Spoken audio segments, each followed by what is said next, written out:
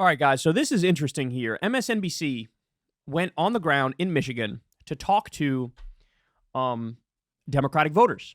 Now, what you're about to see is a lot of these voters are very thoughtful, and they are not at all happy with Biden.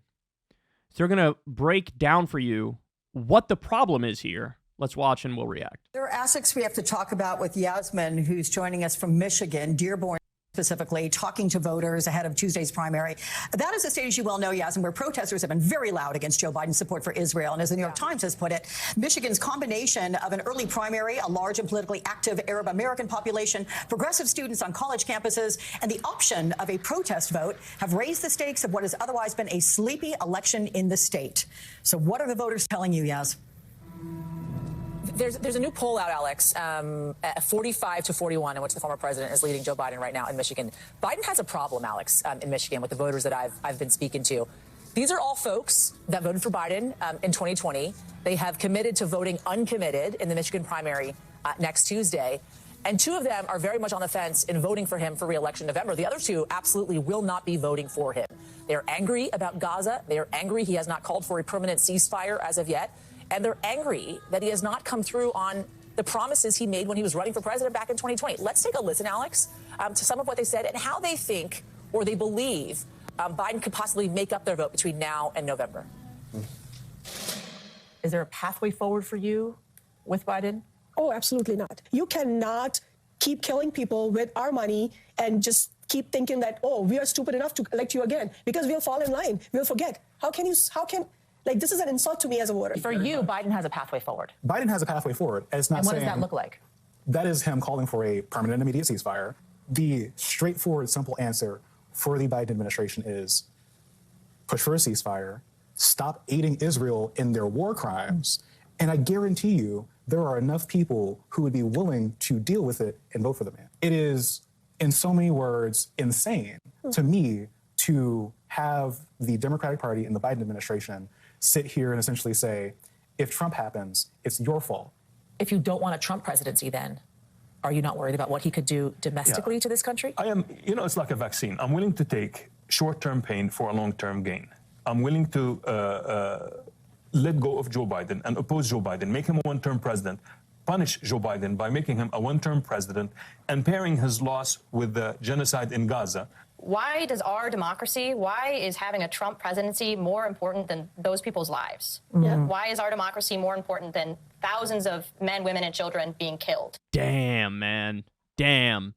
So two of them were basically like, yeah, Biden maybe could get my vote if he immediately stops arming and funding a genocide and aiding and abetting carpet bombing of children. Yeah, then it's on the table. But until then, I don't want to fucking hear it. I don't want to hear it. And the other two are like, there's already been so much damage done. I'm just saying no, for sure. Now, by the way, to be clear, none of these people are voting Trump. None of them are. None of them are. They're either going to stay home or they're going to vote a third-party candidate. And my guess is that third-party candidate is not going to be RFK because RFK is just as insane and extreme on Israel as Biden and Trump. Okay? So the only response that the reporter had was, but Trump. And they were just swatting it away like it's nothing because they're like, I didn't say I'm going to vote for Trump. I didn't say that. I said I'm either going to stay home or I'm going to vote for some third-party candidate who's not pro-genocide. So that response is not, it doesn't have the oomph that perhaps it did in the past. These are all people who voted for Biden last time who now are crystal clear as to what the issue is. And they're all saying the same thing in Michigan. They're all saying the same thing. It's the genocide in Gaza. We're arming it. We're funding it. We're supporting it. I don't care about the shit you put in the papers about how, I had some stern words for Netanyahu. I said, sir, I disagree with you. Can you please bomb more humanitarianly? They see that for what it is. They see it as PR ass covering. So look, bottom line is, if Biden even wants to have a chance to win Michigan, you need to immediately do a ceasefire, immediately hold Israel accountable to one extent or another. However that manifests, the details can be worked out, whether it's condemning at the UN or whatever, right? You have to do it because let's just assume for argument's sake here in that scenario, if Biden were to do that, then 50% of the people, if we just extrapolate these results from the small sample size of 4 people, 50% of the ones who weren't going to vote for him now say, okay, fine, I'll do it. Right? And maybe that'll give you a prayer of maybe winning Michigan. If you don't do it, Michigan is gonzo, bro. Michigan is dunsies. And don't say you weren't warned. You are being warned in crystal clear terms. Nothing has ever been more clear than what they're laying out for you right here. It's not a mystery what they want. It's not a question as to what will gain you more votes. It's not a question as to what will help you help yourself in 2024. And for the love of God, I mean, you think I want to see Trump win? You think these people want to see Trump win? None of us want to see Trump win. But the vibe I'm getting from these very thoughtful people is that, look, man, genocide is just a principled red line. It's a principled red line. That's what it is. And so you can change it, but you got to change it, right? It's not on these people. You could point your finger at them and yell at them and berate them and shame them, but they ain't going to get anything accomplished, bro. It's not getting anything accomplished. So I'm actually shocked that MSNBC did this interview and then ran it. I'm shocked because I wouldn't think they would make it as clear as it is that, like, oh, okay, the answers are obvious. The answers are simple. He's aiding and abetting a genocide. These people want him to stop that. You know, usually they try to play hide the ball with that stuff, right? They're not hiding anything. It's all out there on the table. And so, I mean, there you go. They have all the information they need. Now, my guess is what we've seen so far in various reports, which is the Biden people are looking for a way to get some other community, try to grab some other community support in Michigan and like basically give up on Arab Americans and Muslim Americans and young people. It's like, good luck. That ain't going to fucking happen. It's not going to happen. So anyway, I'm very curious to see how many votes uncommitted gets.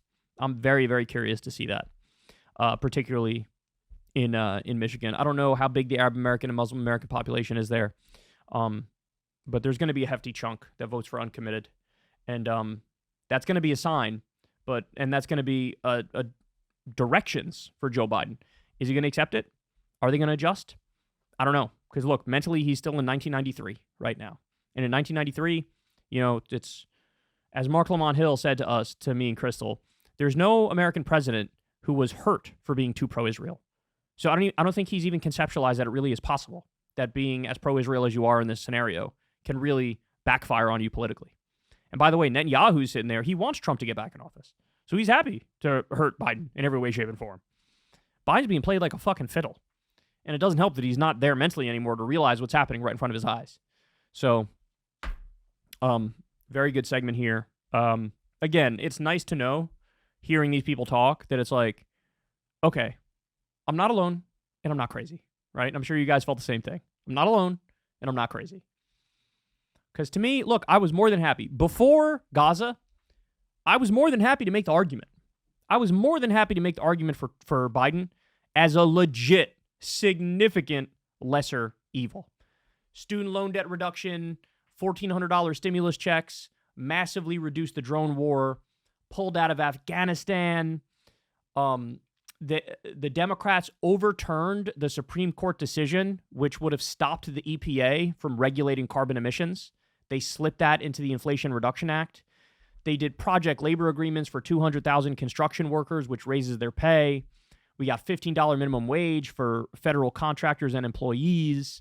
We did some gun reform, Ketanji Brown Jackson on the court. The NLRB has been pro-labor. The PACT Act, which gave health care for veterans exposed to toxic burn pits. The 800,000 manufacturing jobs added in this country. The CHIPS Act, the 15% corporate minimum tax rate. I was willing to, I made the argument, right? I made the argument. Significant lesser evil. Significant lesser evil. Then Biden decides I'm going to throw all that shit out the window and put my middle finger up in your face and spit in your eye and commit a genocide and support a genocide. And then guess what? All the goodwill, everybody's like, that's a red line, bro. That's a red line, bro. I don't know what you want me to tell you. It's not on me. It's on you. It's not on me. It's on you. You can't just support a genocide and expect that, like, in the aftermath of that, you could just be like, but the NLRB, bro. Like, that's not going to work. It's not going to land. It's not going to happen, right? So at least give the 50% of people who are willing to maybe suck it up if you stop aiding and abetting the genocide, at least give them the ability to maybe do that. But right now, he's not doing that, right? Oh, man. Again, everything is very clear. All the cards are on the table. Just what are you going to do about it? How are you going to react? And again, to this point, all we've been talking about is the politics of this, when we all know the most important thing is the morality of this and the ethics of this. And on some level, we all feel like Aaron Bushnell right now, who's a U.S. Air Force guy who set himself on fire in front of the Israeli embassy and said, I can't aid and abet a genocide anymore. I can't do it. Internally, that's how a lot of people are feeling. Not that we want to kill ourselves, but that, like, holy shit, we're in a historic moment right now, and we're all just casually viewing a genocide. We're all just watching it happen. This is insane. This is insane. So, there you have it. Let's see what the Biden team does with this information. I won't hold my breath. All right, guys, that's the show. I love you all very much. You know the drill. Everybody, please do me a big favor. Click the subscribe button. Click the like button. Click that bell icon so you get a notification every single time a video drops. Much love to everybody who supports the show on Patreon. Please consider doing that if you haven't yet. That link is below. If you'd like to do that, you could also tip on YouTube with the thanks button. It's right there. You guys keep us free and independent. I've never made a deal with an advertiser, never had a conversation with an advertiser, and I can only do that because of your guys' support. So again, thank you for those who do support. If you're not, please consider tipping in $5 a month or whatever it may be if you can afford it. All right, guys, I love you all very much. Everybody have a great rest of your day, and I'll talk to you tomorrow. Hey, y'all, do me a favor and like and subscribe. It helps out big time in the algorithm. Click the bell as well for notifications when videos drop, and watch that video on screen right now. You know you want to.